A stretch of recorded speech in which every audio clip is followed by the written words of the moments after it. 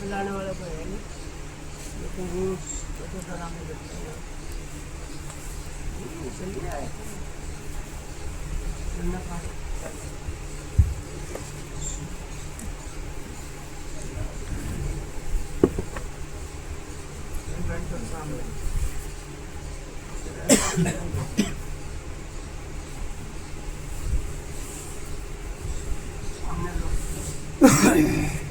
इधर के आदमी वहाँ सामने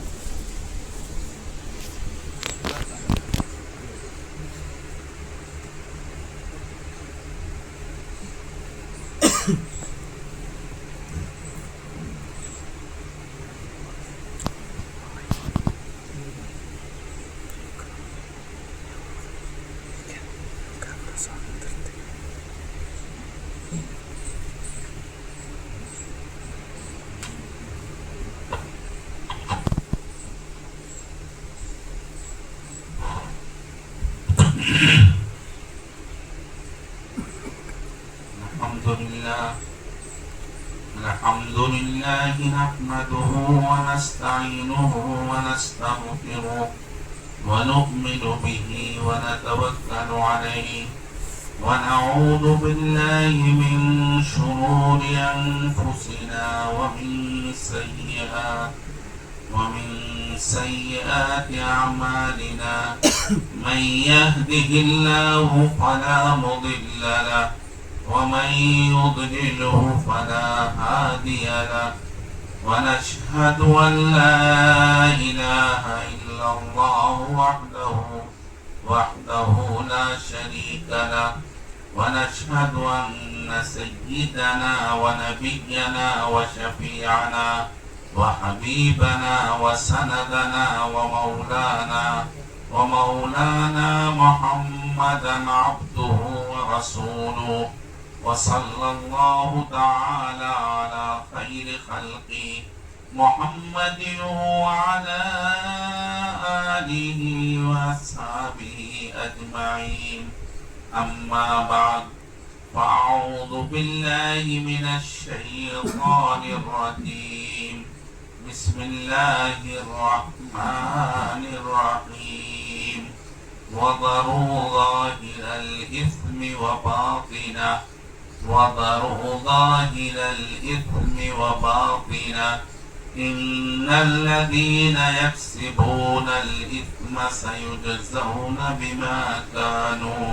بما كانوا يقترفون سبحان ربك رب العزة عما يصفون وسلام على المرسلين والحمد لله رب العالمين اللهم صل على سيدنا محمد وعلى آل سيدنا محمد وبارك وسلم اللهم صل على سيدنا محمد وعلى آل سيدنا محمد وبارك وسلم اللهم صل على سيدنا محمد وعلى آل سيدنا محمد وبارك وسلم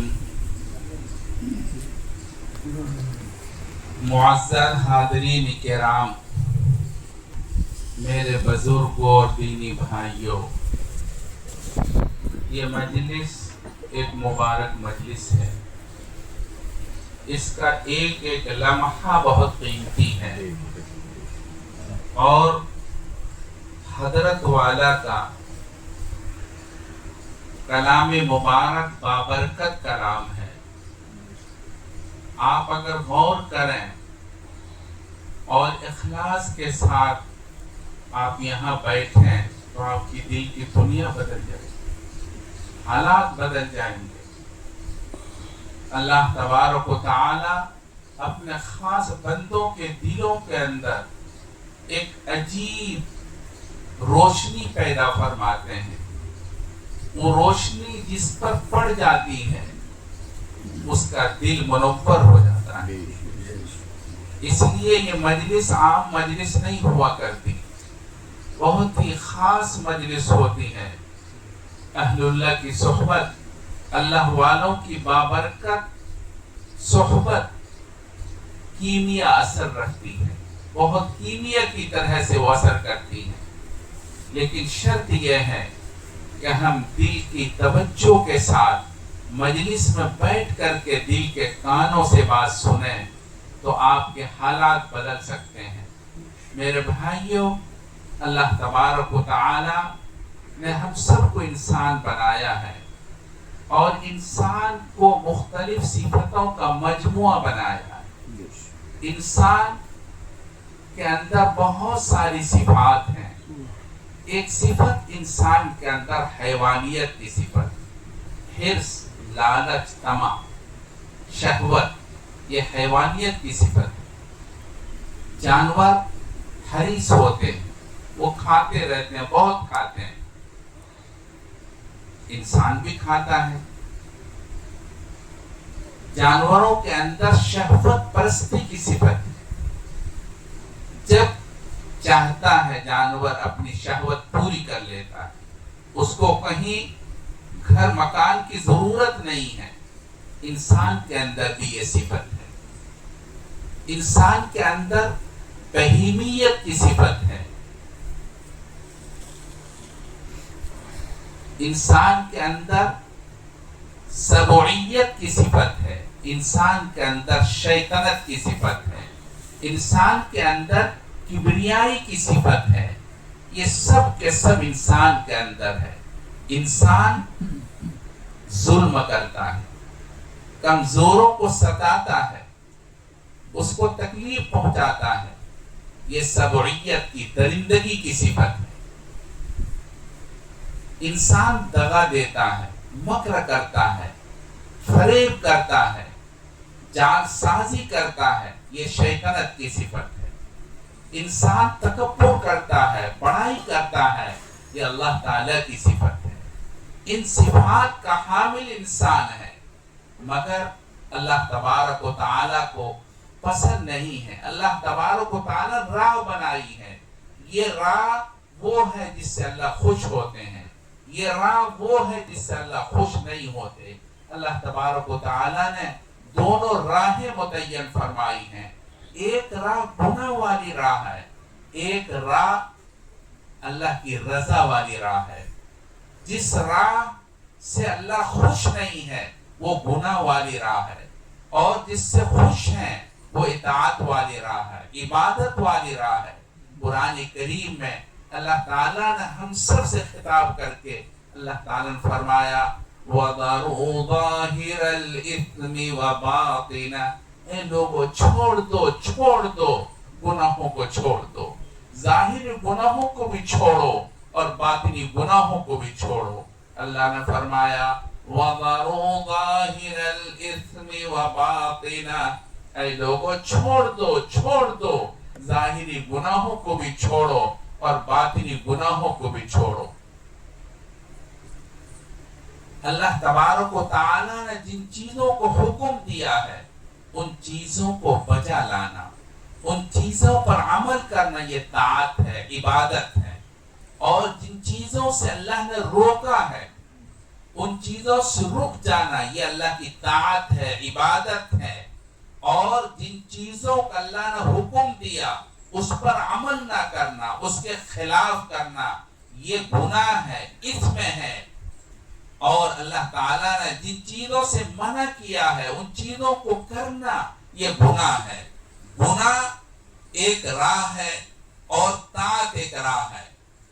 گناہوں کی وجہ سے آدمی کے اندر جو طاعت والی قوت ہوتی ہے وہ ختم ہو جاتی ہے، اور گناہ انسان کی طاعت کو اس طرح سے ختم کر دیتا ہے اور اس کو ختم کر دیتا ہے جیسے آگ لکڑی کو جلا ڈالتی ہے. آگ اگر لکڑی میں لگ جائے پوری لکڑی ختم ہو جاتی ہے. اسی طرح سے جب کوئی بندہ گناہ کرتا इबादत की, ताअत की कुव्वत थी, वो सारी की सारी कुव्वत खत्म हो जाती है। गुनाह, मासियत तारीकी है, जुल्मत है, अंधेरा है। ताअत अल्लाह की जिया है, रोशनी है। जब बंदा गुनाह करता है, अल्लाह तबारक व तआला इस गुनाह की वजह से उनके दिल की रोशनी को खत्म कर देता है। उसका दिल अंधेरों में डूब जाता है और वो दिल मुनव्वर नहीं रहता, वो दिल अंधेरों में डूबा हुआ रहता है। इसलिए कुरान करीम कहता है, अगर अपने आप को आपको संभालना है, अपने आप को बचाना है, अपने आप को अल्लाह तबारक व तआला से करीब करना है, अल्लाह को राज़ी करना है, तो गुनाह वाली राह को छोड़ दो और मासियत वाली राह को छोड़ दो और ताअत वाली राह को अपनाओ। अगर आप अपने दिल को मुनव्वर करना चाहते हैं तो आप अपने आप को गुनाह को छोड़ दो और अल्लाह तबारक व तआला की ताअत को बजा लाओ। अगर आप अल्लाह की ताअत को बजा लाते हैं, अल्लाह तबारक व तआला आपसे खुश होंगे, अल्लाह तबारक व तआला आपसे राजी होंगे। गुनाह कोई अलग चीज नहीं है। जिन कामों को अल्लाह ने आपसे कहा है, मसलन अल्लाह ताला ने आपसे ये कहा है, आप मुआशरे के अंदर, समाज के अंदर तमाम लोगों के हुकूक का ख्याल करें, बड़ों की ताज़ीम करें, छोटों पर शफकत करें, औलाद के साथ शफकत का मामला करें, बीवी बच्चों के साथ अच्छाई का मामला करें, तमाम भाइयों के साथ अच्छा बर्ताव करें। ये ताअत है, ये इबादत है और ये अल्लाह तबारक ताला को राज़ी करने की शक्लें हैं। और अगर आप इसके खिलाफ करते हैं, अपने बच्चों के साथ शफकत नहीं करते, बच्चों के साथ शफकत सिर्फ ये नहीं है कि आप उनको मोहब्बत से खाना खिला दें, बच्चों के साथ शफकत ये है कि आप उसको सही दीन की रहनुमाई करें, उनको सही हालात बताएं और इस्लाम का सही तरीका उनको सिखाएं। यही इस्लाम का तरीका है, यही नबी पाक सल्लल्लाहु अलैहि वसल्लम का हुक्म है। महबूब सल्लल्लाहु अलैहि वसल्लम ने फरमाया, आपके बच्चे जब पैदा हो जाएं, 7 दिन के हो जाएं, आप उनका नाम रखो। अल्लाह के रसूल ने फरमाया, अच्छा नाम रखो, प्यारा नाम रखो।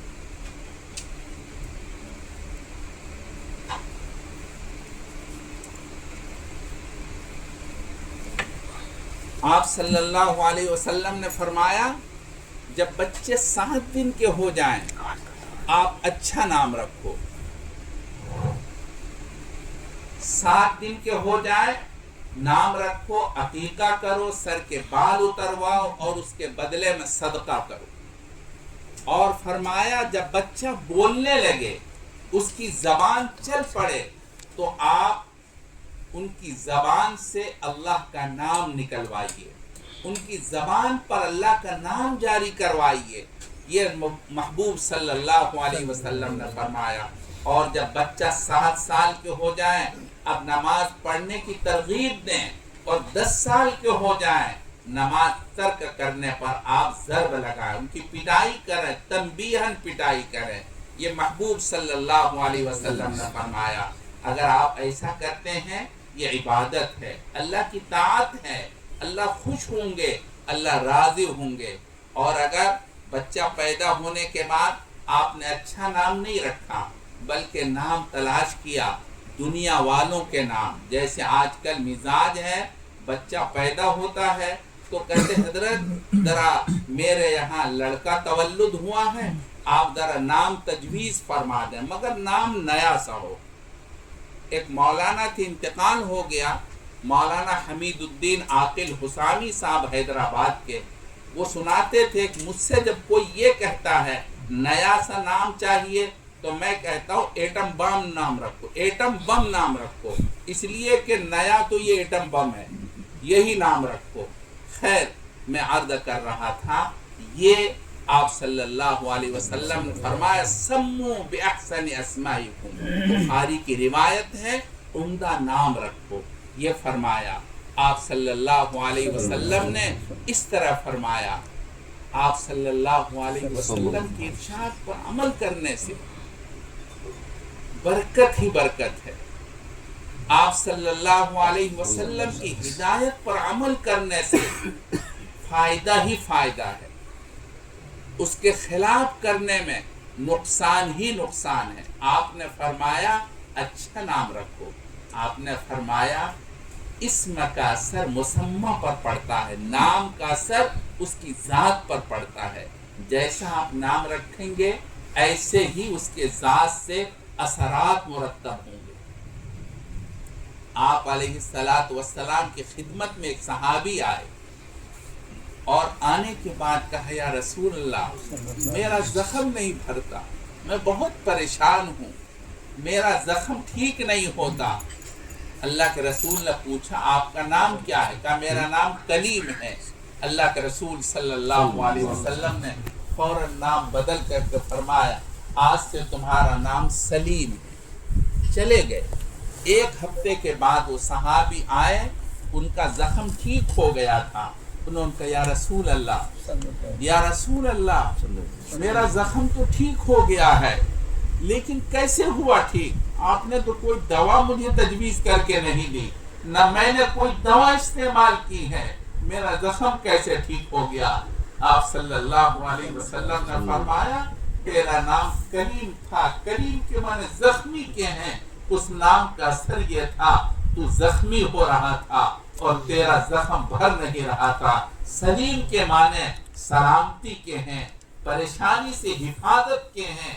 جب میں نے تیرا نام سلیم رکھ دیا تو اللہ تعالیٰ نے اس نام کی برکت سے تیرے ذات سے سلامتی کو مقرر کر دیا تیری ذات میں اور پریشانی سے تیری حفاظت ہو گئی. نام کا اثر ذات پر پڑتا ہے. اس لیے فرمایا بھائیو نام رکھو اچھا.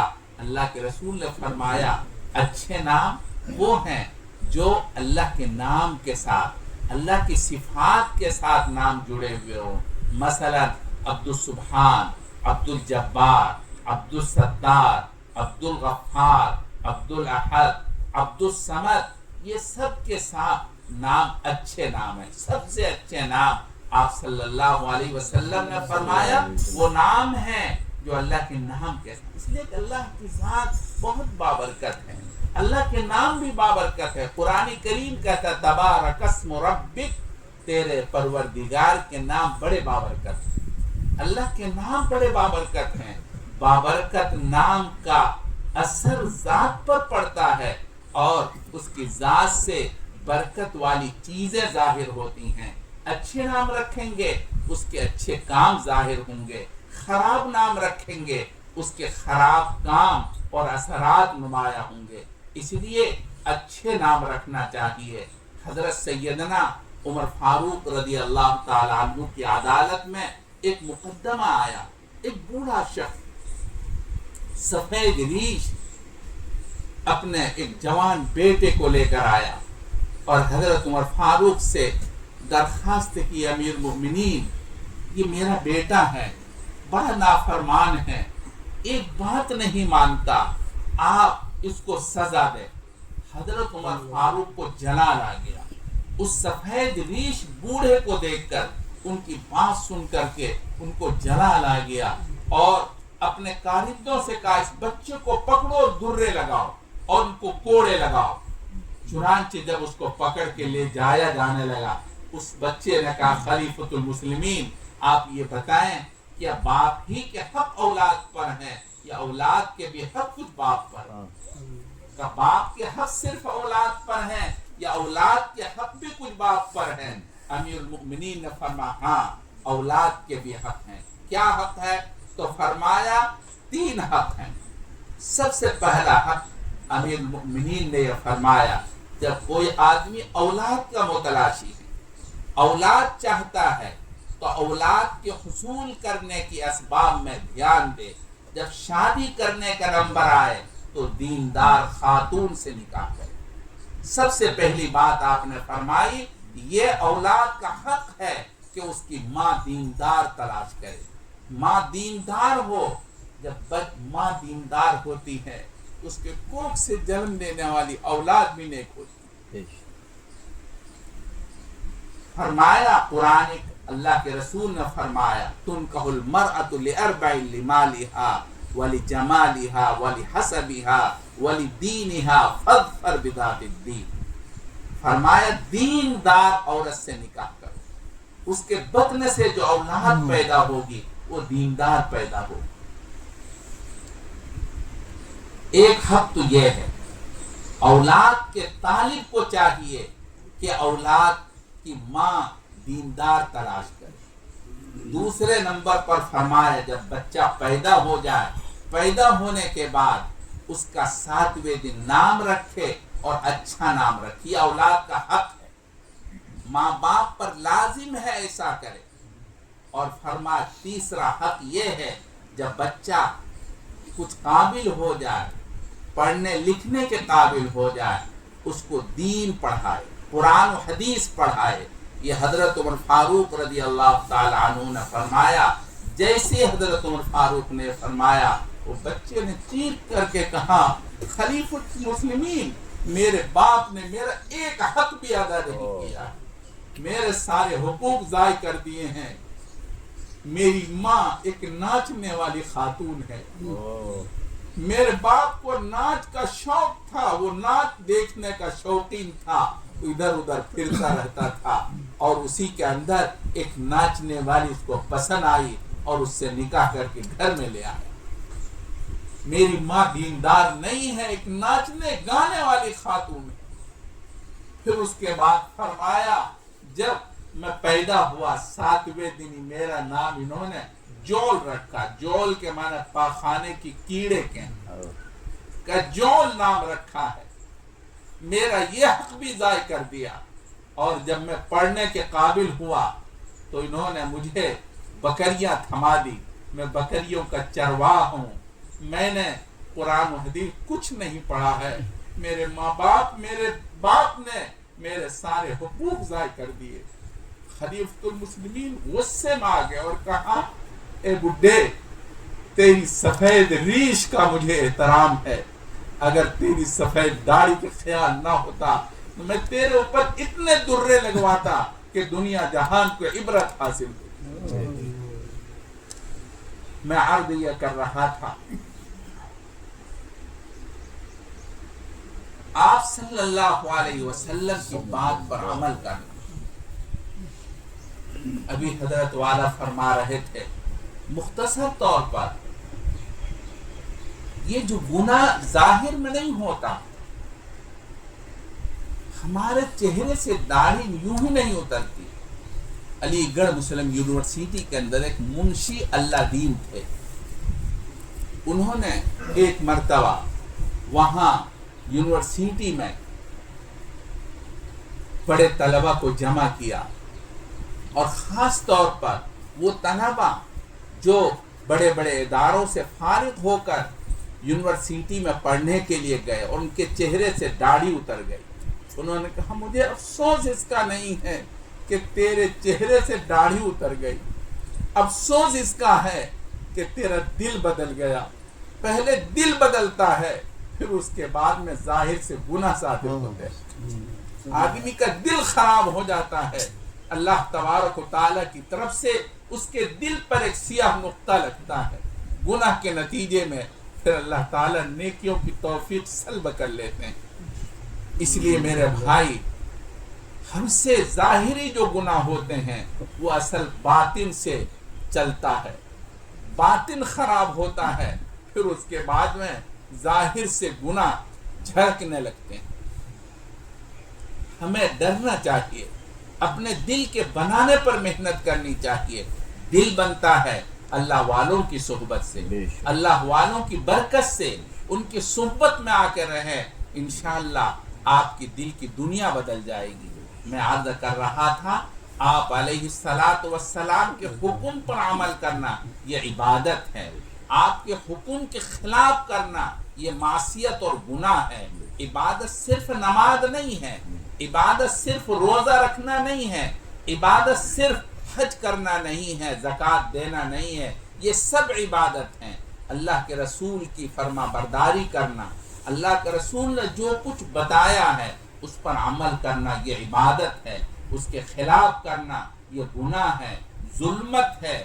گناہوں کی وجہ سے ظلمت آتی ہے، دل تاریک ہوتا ہے، سیاہی میں ڈوب جاتا ہے، اور اس کے بعد میں اس بندے سے نیکیوں کی توفیق سلب ہو جاتی ہے، اللہ تعالیٰ چھین لیتے ہیں۔ اللہ ہماری حفاظت فرمائے، ایسی صورت پیش نہ آئے کہ ہمارا دل بالکل سیاہ ہو جائے اور اللہ تعالیٰ توفیق کو چھین لے۔ جب اللہ تبارک و تعالیٰ جب بندہ گناہ کرتا ہے نا، قرآن کریم کی اگلی آیت کے اندر ان الذین یکسبون الاسم سیجزون بما کانوا یقترفون، جب بندے گناہوں کا ارتکاب کرتے ہیں اللہ تعالیٰ اسی بھری دنیا میں اس کو سزا دیتے ہیں۔ سب سے پہلی سزا تو یہی دیتے ہیں، اللہ تعالیٰ اپنے در سے اس کو محروم کر دیتے ہیں۔ بہت سے بندے کہتے ہیں ہمیں تو کبھی رونا نہیں آتا، گناہوں کا احساس نہیں ہوتا، ہم سے گناہ ہو جاتے ہیں لیکن ہمیں گناہوں کا احساس نہیں ہوتا۔ یہ اس وقت ہوتا ہے جب اس کے دل سے ایمان کی روشنی سلب کر لی جاتی ہے۔ اللہ تبارک تعالیٰ گناہوں کی وجہ سے اس کے دل کی روشنی چھین لیتے ہیں، اب اس کا دل سخت سے سخت تر ہوتا چلا جاتا ہے، اور پھر ان کو احساس نہیں ہوتا، احساس ختم ہو جاتا ہے۔ ورنہ کیا مطلب ہے ایمان والوں سے گناہ صادر ہو جائے اور اس کو احساس نہ ہو؟ صحابہ کرام سے گناہ ہوتا تھا، مچھلی بغیر پانی کے جیسے تڑپتی ہے، ایسے وہ صحابہ کرام تڑپنے لگتے تھے، وہ رونے لگتے تھے، اور وہ تڑپ تڑپ کر کے اللہ تعالیٰ سے معافی مانگتے تھے، اللہ تبارک تعالیٰ معاف کر دیتے تھے۔ اس لیے میرے بھائی اپنے آپ کو گناہوں سے بچائیں۔ گناہ نیکیوں کو ایسے ہی کھا لیتا ہے جیسے آگ لکڑی کو کھا لیتی ہے، جیسے جلا ڈالتی ہے، ایسے ہی ایمان کو گناہ تباہ کر دیتا ہے، ختم کر دیتا ہے۔ اور جب آدمی توبہ کرتا ہے، معافی مانگتا ہے، اللہ تبارک و تعالیٰ سے فریاد کرتا ہے، اللہ تبارک و تعالیٰ اس کے ایمان کی روشنی کو تازہ کرتے ہیں اور پھر ایمان کو اور زیادہ مضبوط کر دیتے ہیں۔ ضرورت اس بات کی ہے کہ ہم اپنے گناہ کو اول تو چھوڑیں، نہ کرنے کے کام پہلے ہیں، کرنے کے کام بعد میں ہیں، نہ کرنے کے کام پہلے ہیں۔ جو چیزیں نہ کرنے کی ہیں آپ وہ چیزیں چھوڑ دیں اور ان چیزوں کو کریں جن چیزوں کو کرنے کا حکم دیا ہے۔ حدیث میں آتا ہے بہت سی مرتبہ بندے نماز پڑھتے ہیں، اس کی نماز اس کے منہ پر مار دی جاتی، وہ نماز قبول نہیں ہوتی، اس لیے کہ وہ ایسے ایسے کام کرتے ہیں جن کاموں کے ساتھ یہ عبادت کسی کام کی نہیں ہو پاتی۔ اس لیے آدمی کو پہلے نہ کرنے کے کام پر توجہ دینا چاہیے اور ان کاموں کو چھوڑ دینا چاہیے، تاکہ اللہ تبارک تعالیٰ کی رحمت ہمارے اوپر آئے، اللہ تبارک تعالیٰ کا فضل ہمارے ساتھ ہوں۔ اصل یہی ہے اللہ ہم سے راضی ہو جائے۔ اللہ ہمارا مالک ہے، ہمارا خالق ہے، اللہ کی ذات بہت کریم ہے۔ ہمارے ان سارے گناہوں کے باوجود اللہ ہمارے اوپر کرم کیے ہوئے ہیں، ورنہ ہم اس لائق نہیں ہیں اس دھرتی پر چلیں۔ اگر اللہ تبارک تعالیٰ انتقام لینے پر آ جائے تو ہمیں بھوکے تڑپا کر کے مار دے، ہم تو روزی کے لائق بھی نہیں ہیں۔ اللہ تبارک تعالیٰ کی یہ فضل ہے، اللہ کی مہربانی ہے، اللہ کی رحمت اللہ کے غضب پر حاوی ہے۔ اس وجہ سے اللہ تعالیٰ نے ہمارے اوپر فضل کر رکھا ہے کہ ہمیں سب کچھ اللہ تعالیٰ دیتے ہیں، اتنی ساری معصیت کے باوجود، اتنی ساری نافرمانیوں کے باوجود، اللہ تبارک و تعالیٰ کو ناراض کرنے کے باوجود اللہ تعالیٰ نے کرم کر رکھا ہے۔ اللہ کی ذات بہت کریم ہے، بہت رحیم ہے۔ اس وجہ سے اللہ تبارک و تعالیٰ کی ذات کو سامنے رکھ کر تڑپ کر کے اللہ سے اپنے گناہوں کی معافی مانگنی چاہیے، اللہ تعالیٰ سے توبہ کرنا چاہیے، اور ایسی مجلس میں آ کر خاص طور پر اپنے آپ کو ندامت کے ساتھ جھکانا چاہیے، تاکہ اللہ تبارک و تعالیٰ کرم فرمائے اور اپنے فضل سے اپنی رضا نصیب فرما دے۔ وآخر دعوانا ان الحمدللہ رب العالمین۔